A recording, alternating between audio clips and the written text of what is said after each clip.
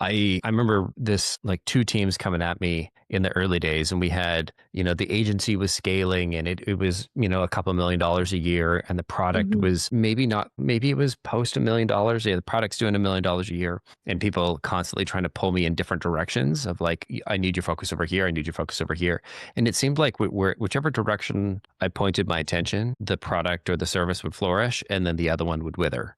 And it was Hmm. sort of like, where do I want to point the sunlight? But I could only point it in one particular direction. Yeah, we really did change our focus from services to product. And the services are going down. I don't think it's possible to focus on both at the same time. You have to choose one. I think the services part of business, if any of the listeners are considering going from services to product, you use your services clients to sell product to them, but you cannot really maintain the same amount of business, services business, unless you hire someone maybe very talented. But if it's just the same founders, the same executive team, and Mhm. then they're focusing on product, it's a sacrifice. You kind of feed services to this new monster. It's like pet food. It becomes a pet food to your new business. It totally does. Yeah. Yeah.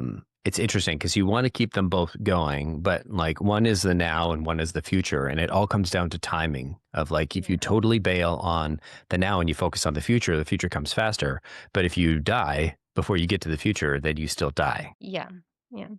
And I always say, I think that product, because the nature of the product is so future oriented, these businesses are way more kind of labor intensive. They require a lot more passion and energy in general. Like services, you got the project done, you have a good relationship with the client. It's more of a background business, less labor intensive business than product.